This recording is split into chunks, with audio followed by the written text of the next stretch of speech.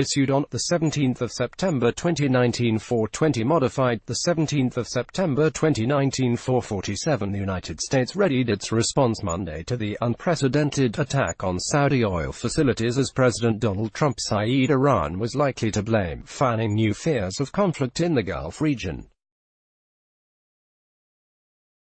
Advertising read more. Trump said he was ready to help key ally Saudi Arabia after the weekend drone attacks, which triggered a record leap in global oil prices but would await a definitive determination on who was responsible. "We have a lot of options," the U.S. leader told reporters, saying there was no rush to react and that talks with allies would come first. "I'm not looking to get into a new conflict, but sometimes you have to," he said. "That was a very large attack, and it could be met by an attack many times larger. Certainly, it would look to most like it was Iran," the president added. After meeting with Trump, U.S. Secretary of Defense Mark Esper also singled out Iran as a regional destabilizing force, while stopping short of directly accusing Tehran over the strike. "The U.S. military," he said, "is working with its partners to address this unprecedented attack and defend the international rules-based order that is being undermined by Iran." U.S. Secretary of State Mike Pompeo will at some point travel to Saudi Arabia, Trump said, without giving details. Origin of attack still murky. Details of the Saturday strikes on B.A.C, the world's largest oil processing facility, and the Kurais oil field in eastern Saudi Arabia remained unclear, but left crude oil output by the world's top exporter slashed in half. The Iran-supported Houthi rebels in Yemen claimed responsibility for the attack, which likely involved, according to reports, both drones and cruise missiles that struck the targets with surprising accuracy.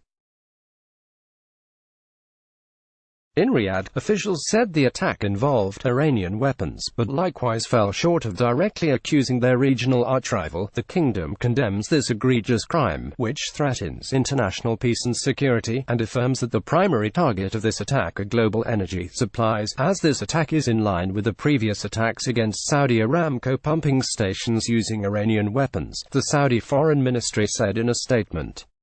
At a press conference in Ankara, Iranian President Hassan Rouhani said the attacks were an act of self-defense by the Houthis against the Saudi-led forces conducting an air campaign against him since 2015. Yemen is the target of daily bombings. "The people of Yemen have been forced to respond. They are only defending themselves," Rouhani said.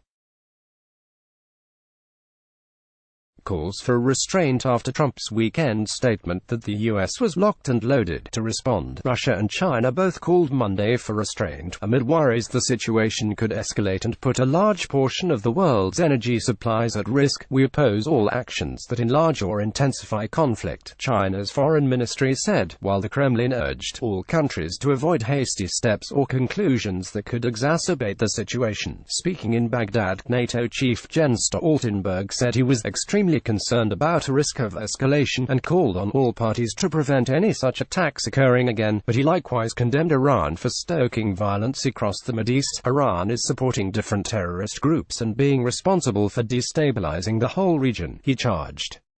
Congress warns against U.S. involvement. Trump meanwhile downplayed the threat to global oil markets. The London benchmark Brent North Sea crude had its largest one-day jump ever Monday, soaring $8.80 or 14.6% to settle at $69.02 a barrel. Trump said the economy could handle higher prices and that the United States was prepared to release part of its strategic oil reserve if necessary to dampen the impact. In Congress, though, legislators warned about opening up a new front of conflict, while U.S. troops remain on the ground in Syria, Iraq and Afghanistan. Direct engagement by U.S. military in response to Iran's attacks on Saudi oil infrastructure would be a grave mistake, said Republican Senator Mitt Romney. The U.S. has continued arms sales so Saudi Arabia can defend itself. If B.A.C responds against Iran attacks, the U.S. should be ready to support in a non-kinetic role, he said in a tweet. The United States must not launch an offensive war against Iran without congressional approval, said Democratic Representative Ro Khanna. The Houthis are not Iran. We can't let another deception lead to war in the Middle East, he said. AFP, let's block ads. Why?